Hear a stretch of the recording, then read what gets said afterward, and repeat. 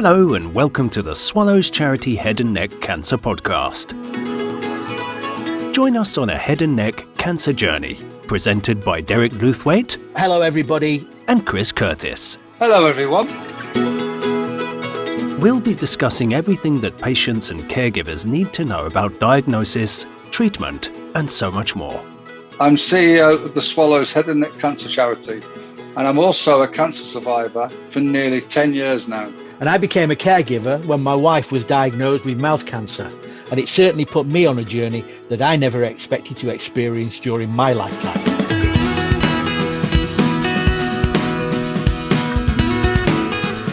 Hello everybody and welcome to another of the Swallows podcast series.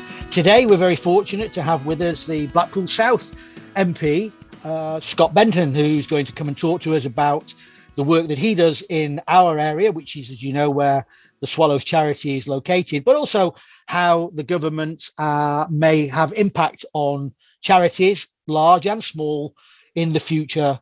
So we're going to give Scott an opportunity to talk to us about those sort of things. I've got Chris with me as usual. I couldn't get rid of him. I do apologise, audience. But hi, Chris. Hi, Derek. How are you today? I'm absolutely fantastic, and as usual, it's great not to see you. I mean, it's great to see you with us. Yeah.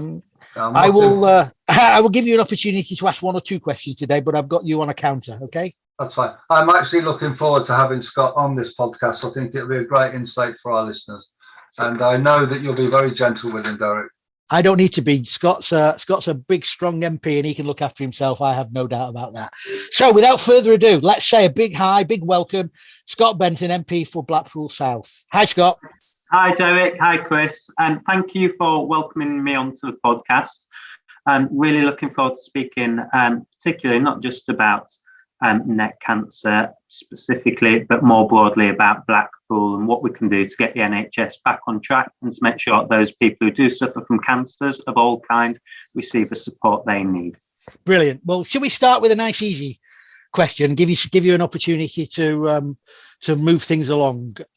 Scott, just tell us first of all a little bit about how and why you wanted to become an MP, how you went about it, and then go on and lead us into a little bit about the sort of the work that you do in and for Blackpool South.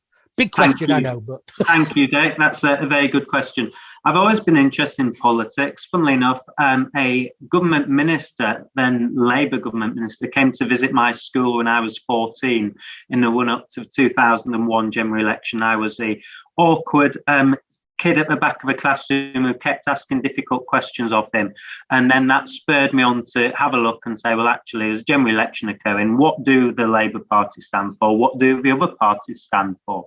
So I did a bit of research as a 14-year-old during the 2001 general election and came across a party called the Conservative and Unionist Party, which I agreed with its general platform and outlook, certainly opposed to the other options on the table. So that was how I got interested in politics in 2001. From then on, I joined the Conservative Party where I lived in Yorkshire, got involved in elections. And before I knew it, I was one of the branch chairmen in Calder Valley constituency in a town called Brighouse, practically running election campaigns for local councillors when I was still in high school myself. So that's how I got involved in politics. That interest was fostered and nurtured, if you like, throughout university. And then I stood to become a councillor when I was 22 after I finished university and thankfully won. From then I became deputy leader of the council, leader of the Conservative group at council in Yorkshire, and always wanted to become a member of Parliament. And the opportunity arose ahead of the 2019 general election when the Conservative Party were looking for candidates. And I put myself forward for Blackpool South, and the party members were absolutely lovely in choosing me as their candidate ahead of the 2019 general election. I had about 18 months to get on the campaign trail, visit charities, visit businesses, become acquainted with the area. And and that obviously led up to me winning the December general election, which was predicated on a number of different policies the government has, but primarily you could argue invest in communities which have been left behind and famously getting Brexit done. So that's what got me involved in politics.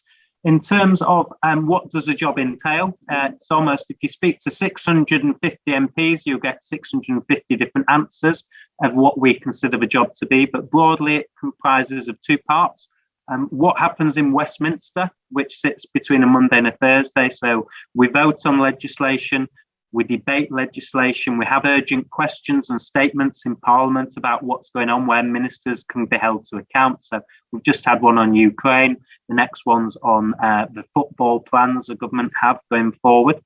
So that's what goes on in Parliament. What do I tend to do? I pack my diary with trying to speak as often as I can in chamber. I speak more often than practically any MP in Lancashire, apart from the Speaker. And my second part of my focus down here is nobbling ministers. There's always a different issue in Blackpool where we need a bit of extra support. So whether it means meeting with the schools minister about some of our schools catch-up funding, or about the education investment opportunity area, and trying to make progress in that regard, or a chat I've just had this morning, for example, just to give you an example, was with the Environment Minister about additional flood defence money.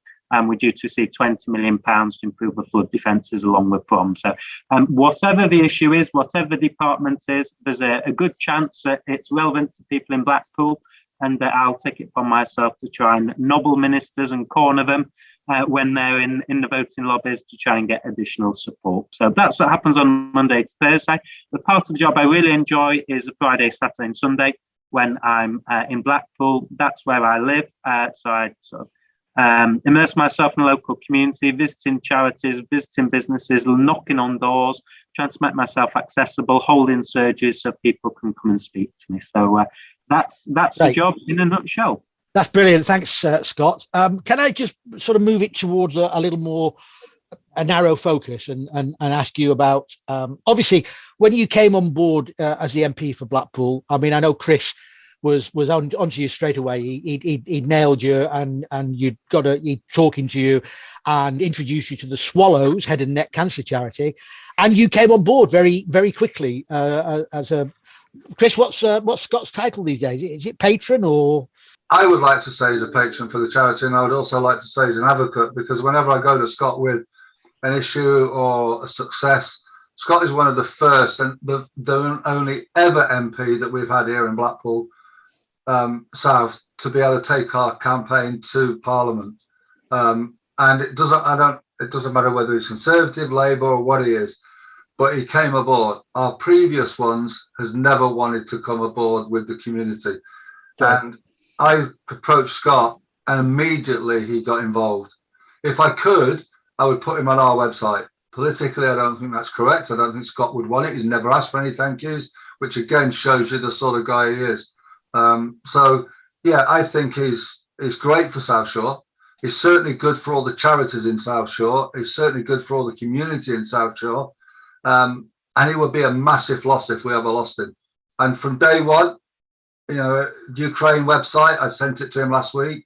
Straight away, he offered to send it out to all his colleagues and all of the ones in Parliament. You know, you don't have to ask Scott twice. He also can say no to you, which you have to appreciate, but he says no in a nice way.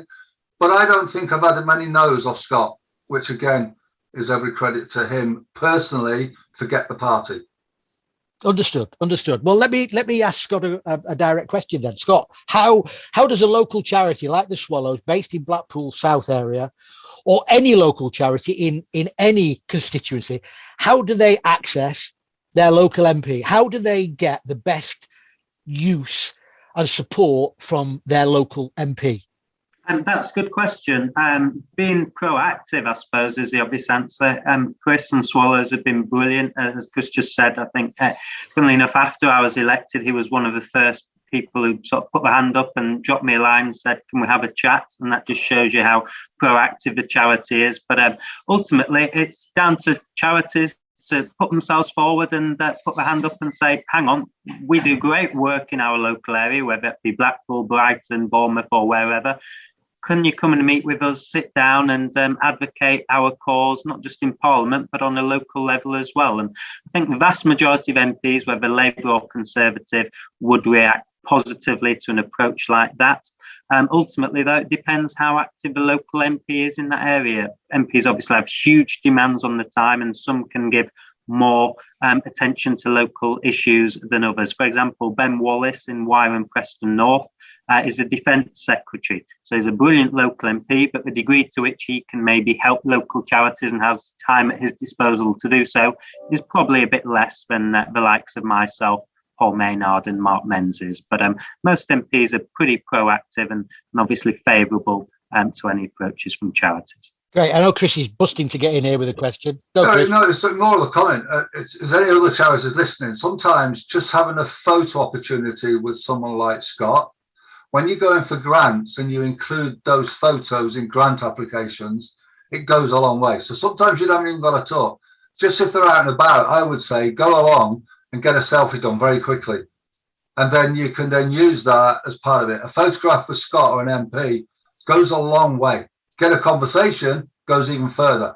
Have a meeting and build that relationship, then you're really into it. But if you can't do any of that, get a photograph done. Okay. Scott's good on photos. I mean, he has got a face for TV and radio, unlike you, Derek. That's good coming from you. I don't know about that, but thank you. So, Scott, the bottom line here is we don't actually want to get you promoted, do we? We want to keep you at the level you're at, doing the work you're currently doing, because should you get a promotion and some sort of ministerial post of whatever level it is, that is going to take an element of your focus or time away from your local activities. Is that fair to comment? Absolutely. I mean, there's only so many time and hours in the week. So with due respect to, for example, the Prime Minister, will the Prime Minister go canvassing on a Saturday and hold surgeries like I do, visit businesses on a Friday in Uxbridge and South Ruislip? Well, the answer is no, he can't. He's running the country. So ultimately, as members of Parliament kick on in Parliament and Westminster and get different jobs, the time they have to be attentive to local issues obviously diminishes. That's the very nature of our parliamentary system. It's not being harsh or unkind to the Prime Minister or other people who have front bench jobs, but inevitably that's a consequence. So I have to say, as if I was a local person, sometimes it's lovely having a famous MP, famous name as your MP, but the reality of the situation is you're far better off having a hard-working backbench MP to advocate for your local area than maybe a famous name like the Prime Minister or the Leader of the Opposition. You're listening to the Swallows Charity Head and Neck Cancer Podcast. Let me ask you a really tricky question now, because one of the areas that local charities, all charities suffer from, but local charities, small local charities particularly, is funding. Funding is the be-all and end-all to a certain extent of how and what the local charity can deliver. So my question to you, and I'm sure if I don't hit the nail on the head here, Chris will chip in, is how and what do you think, A, you as a local MP, and B, the government can do that might help either short-term or medium-term the funding issues that small local charities are suffering with right now? And that's a brilliant question. During COVID, many charities couldn't fundraise for obvious reasons, so they couldn't have face-to-face meetings. Some were very creative, holding online auctions, and obviously that's opened up different possibilities going forward. But the reality is that COVID really impacted upon charities' abilities to bring in money. What the government did at that time was step in. So we had a plethora of different grants for local charities, and I know a number of different local Blackpool-based charities were able to draw down funding from that. Going forward, though, it is difficult for the government to try and fund charities. I won't sort of put any finer points on it than that. Ultimately, charities rely upon private donations. That's what they're there to do. They do extraordinary work, sometimes plug the gaps in the public sector and what the private sector can provide. The voluntary sector is so important. But we do have to be realistic about the pressure the taxpayer is under to fund day-to-day services, the NHS, schools, police, etc. And I'm sure if it had more money to provide to local charities, it would. But when anybody starts up a charity, obviously the emphasis is on that charity to try and bring in money to support its aims. And looking at it a different way, instead of government funding, I do know there are a huge number of businesses in Blackpool who give to charities, some one-off payments, some by standing orders. And there are businesses and private sector citizens out there who can plug in those gaps if charities are concerned about funding. So I think primarily that should be the attention of charities, rather than expecting the government to do everything and to try and plug funding gaps where that's not always possible. Okay, well, you mentioned the famous three letters, NHS, and I'd like to sort of direct the next question down that particular avenue. And this is not a politically motivated question in any way, Scott. So it's a generic question, which I'm sure a lot of people are wondering what's going to happen. It just so happens it's the Conservatives in place at the moment that are making this happen. So, it's great that we've got you here, because you might be closer to a realistic answer than some others. The increase in national health contributions, which are going towards funding the shortfall in the National Health Service. Now, most people would ask, and I know Chris would ask the same question, and this is any of that increase in funding that's going to the NHS ever going to find its way into the pipeline to help services specifically, and I am going to ask you about this specifically for head and neck cancer support services, which are appallingly lacking across the country, with the odd exception of a few posh postcodes? That's a very good question. The short answer is yes. There's no reason whatsoever why that extra £36 billion specifically funded by national insurance shouldn't work its way into better treatment for head and neck cancer. Just to put everything into perspective, the day-to-day budget of the NHS will rise by 3.8% on average, going up to 24-25. And the purpose of that is to really tackle the elective backlog, which is built up by the pandemic over the last few years. So we're spending a huge sum of money on the health service. By the end of this parliament, it will be 177 billion. At the start of this parliament, it was only 133 billion. So the number one top funding priority for the government is the NHS. Now, where do we stand specifically on cancer or head and neck cancer? Well, the NHS has drawn up a long-term plan that's been agreed by patients groups, frontline staff, ministers in London as well, and it's specifically set to be realistic. So there's no point having a long-term 10-year plan if there's no chance it can be funded or delivered. So that long-term plan is there specifically to tackle the elective backlog and to get cancer treatment really wearing on all systems. So in terms of head and neck cancer, the relevant point is, I suppose, the broader objective of that long-term plan is to provide better health treatment to conditions including all cancer. So the £36 billion I mentioned from the national insurance increase, that's going into the NHS. And how will the NHS allocate that money? In accordance to the long-term plan, and the key focus of that plan is cancer treatment. So whether it be skin cancer, head and neck cancer, or whatever, you should be receiving additional monies at the front line in every single foundation trust to support you and the work you do and patients suffering with head and neck cancer. I go to most AGMs of the hospital, Scott, certainly for here in Blackpool and some of the other hospitals as well.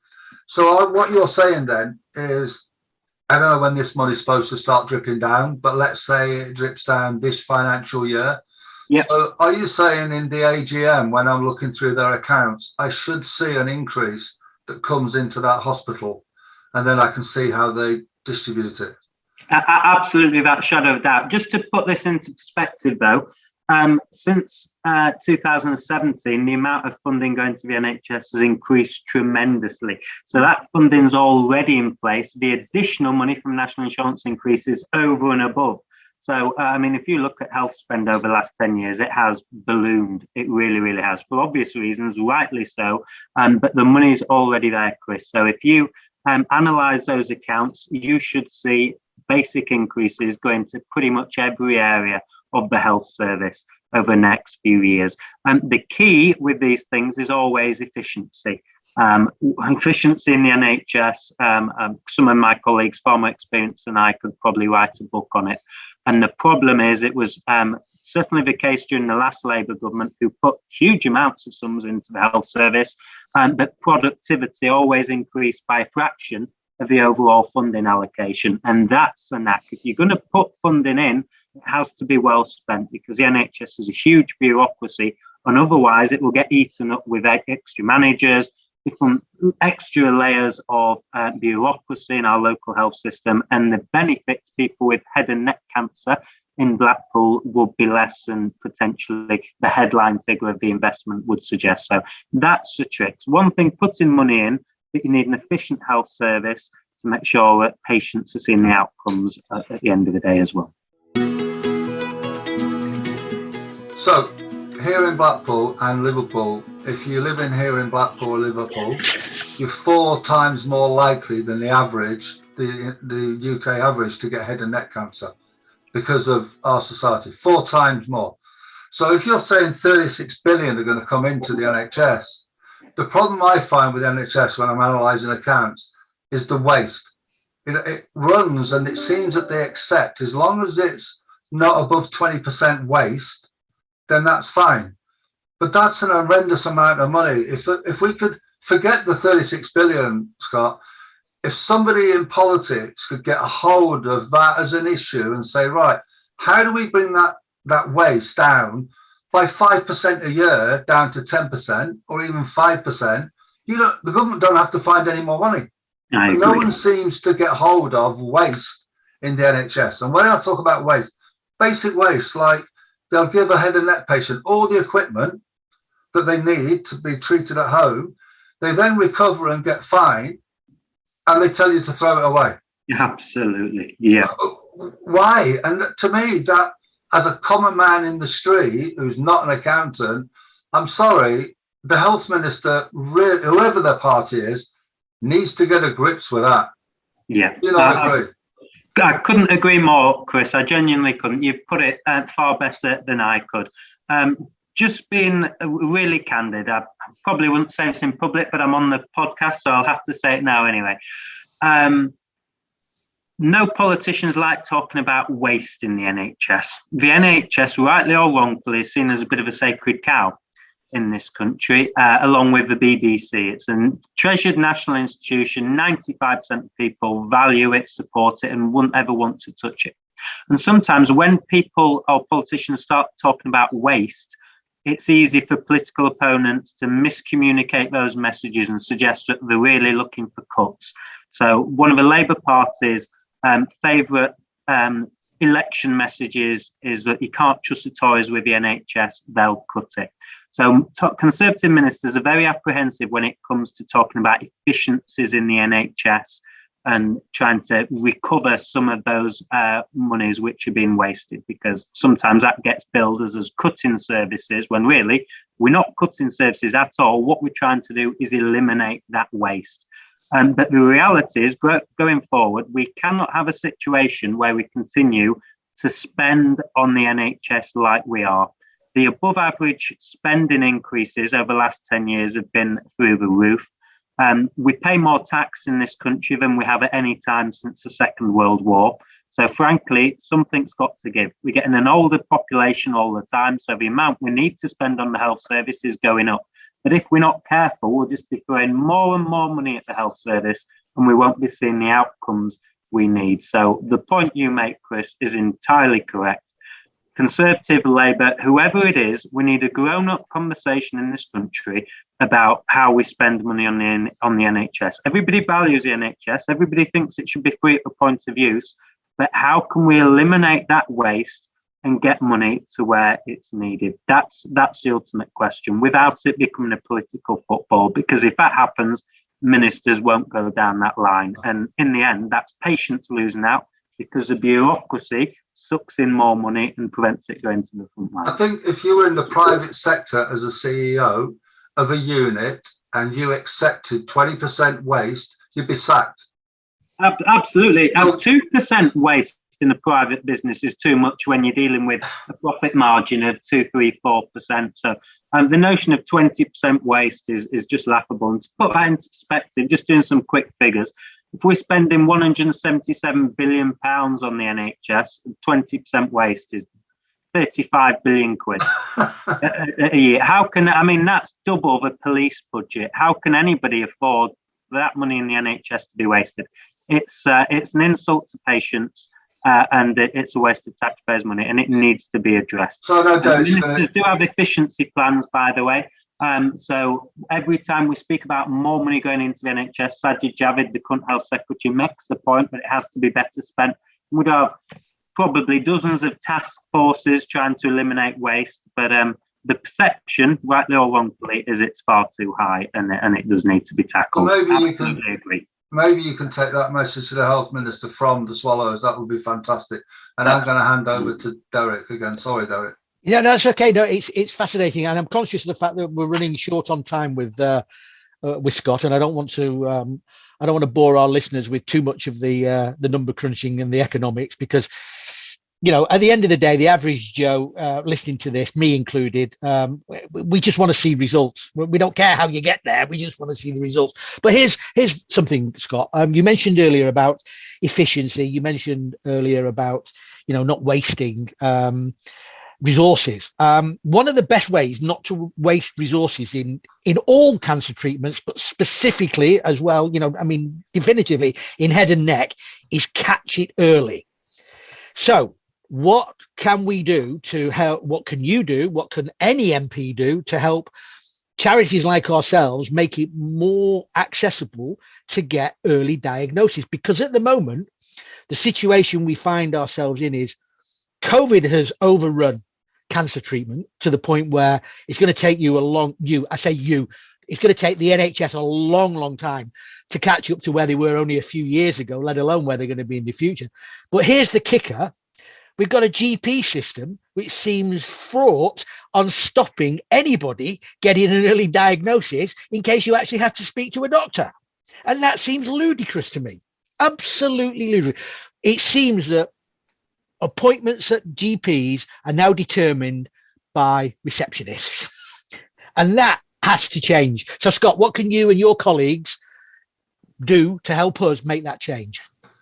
Just on that point, funnily enough, there was a period just before Christmas where the number one issue by a country mile, people were coming to me with via email, via the phone, at constituency surgeries, was access to GP appointments. It's probably been 4 or 5 weeks ago now since the last inquiry came in on this issue. So if you take that as a barometer, I think it confirms my discussions with local GP surgeries, which is that it is becoming easier now to access a GP appointment. So throughout the autumn, every day I was getting probably a dozen inquiries from constituents, and I won't embarrass local surgeries by naming which ones were better and which ones were worse in terms of allowing GP appointments to go ahead. But it was a huge problem in the autumn. I suspect now that problem has diminished somewhat. Still is a problem with a couple of local surgeries who we're sort of in daily contact with. But for the vast majority of people, the problem has eased, and rightfully so. Technology is brilliant. If you're working full time and you haven't got time to go and see a GP, but you'd like a tele call like this, it can work for some people. Technology is there. The NHS is changing. We have to use the technology out there. So if I was accessing a GP, having a teleconsultation may work for me. However, take my mum as an example. She would loathe the idea of speaking to a GP via a computer screen. Telecommunications and teleappointments are not for everybody. If you want to see a doctor, you have a 100% right to demand a face-to-face appointment. It's as simple as that. And surgeries need to open up for those appointments. So in October, the government published a blueprint about getting back to face-to-face appointments. I think my evidence locally is that blueprint is having an impact. It was backed up with additional money. I think the government gave £200 million extra to GPs to open up for appointments as well. So I think the problem is easing, but it's still there in part. And I suspect as we work our way through COVID, the case numbers are still quite high. Numbers of professionals off sick through COVID in the health system still quite high. So as those numbers start to diminish, obviously that will help people access GP appointments. Just the second point, which I know you sent through in advance of this chat, was in relation to mandatory oral checks at dentists. which is an interesting point. I did catch a minister on this in the lobbies about 3 weeks ago in advance of the meeting. I won't embarrass them, but I don't think they quite knew what to say. But they did go away and promise to come back to me with a written response. So as soon as I've got that, I'll provide that to Chris. It'll be quite interesting to see what they say. I think there's an argument for it. Obviously, dentists have an awful lot to do. The appointments on the NHS are quite tight. And I think probably a yearly annual checkup for most people will be 15 or 20 minutes. But if it's something they can fit within that time slot and it doesn't cost a huge amount of additional time to the dentist, it's certainly something we should be looking at.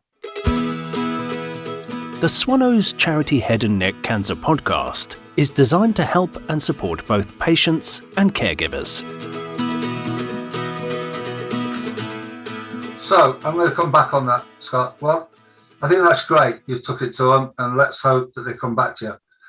What you also need to remind them is the dentists currently are being paid. If you're an NHS dentist having an NHS fee, they are paid to do an oral screening. But because it's not mandatory, as in they have to do it, they don't do it. But they still claim the money. Okay. So to me, that's fraud. But at the end of the day, and again, it's going back to this waste. What I wanted to see is to make it legal that if you're being paid to do a job and you are physically not doing it, you should not be able to claim that money. And I think, again, if we're looking at waste, that should be taken into account. There should be a documented evidence somehow that they tick a box and say they've done it, and then someone should check up on it. That's what I would like to see. But that's on that side. I'd like you to take one challenge away today for me, Scott, if you don't mind. And I know Derek will then finish off, hopefully.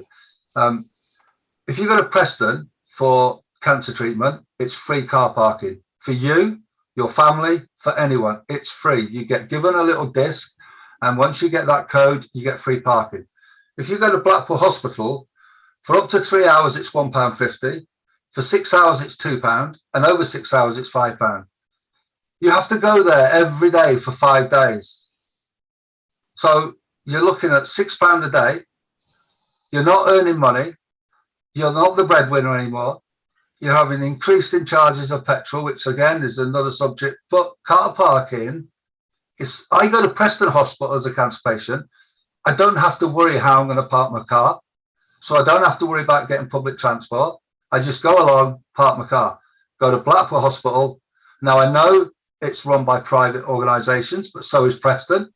So my argument is, if one hospital can do it, why the hell can't Blackpool Hospital do it? And I'd like you, as our South Shore MP, to maybe start asking some embarrassing questions why Blackpool Hospital's chief executive allows his cancer patients to have to pay for car parking. I think that is diabolical. And 1% difference makes 100% difference to that patient. And I know of patients that have walked to hospital because they can't afford to pay for the car parking. It can't continue, Scott. And as our local MP, I know you haven't got a magic wand, but I know you're not scared to ask those stupid questions and those embarrassing questions, even if it's in the Houses of Parliament where you raise your hand and ask that question. It'll start conversations, and maybe we can embarrass our chief exec at Blackpool Hospital to look at car parking just for cancer patients. Thank you, Chris. More than happy to take that challenge up, I have to say. There is guidance from the government, which is issued to the NHS, about who should qualify for free car parking and how the issue, a delicate issue, should be handled. I believe there is a mandatory requirement to provide free car parking with it to those with the greatest need. And frankly, if cancer patients don't qualify as those with the greatest need, then I'm not quite sure who does. Just look, I've got a note somewhere about what the actual line is.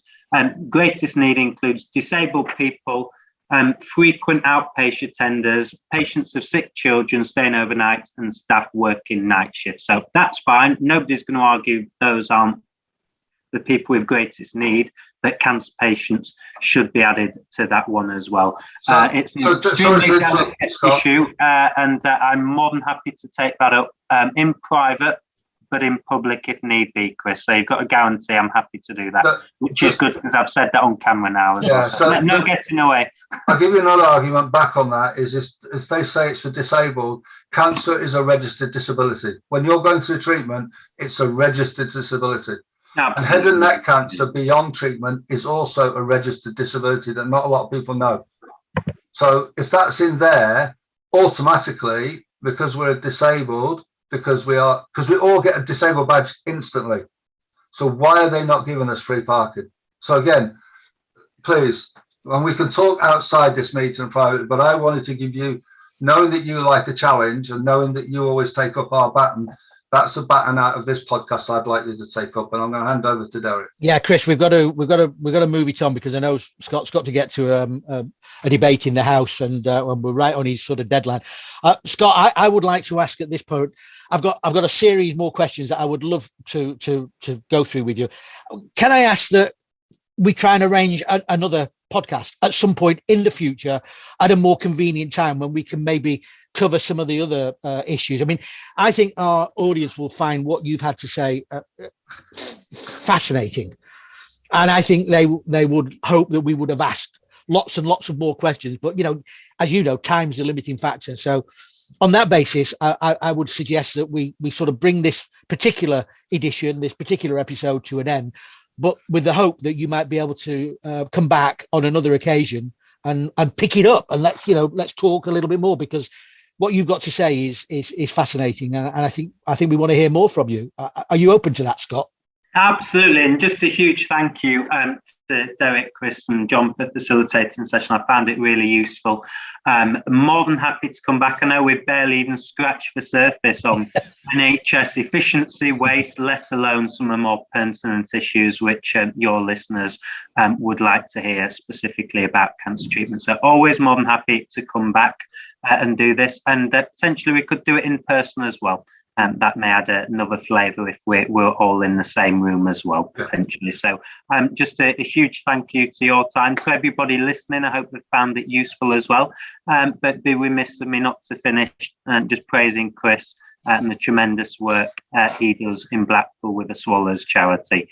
So thank you very much, and look forward to hopefully having round 2 at some point in the future.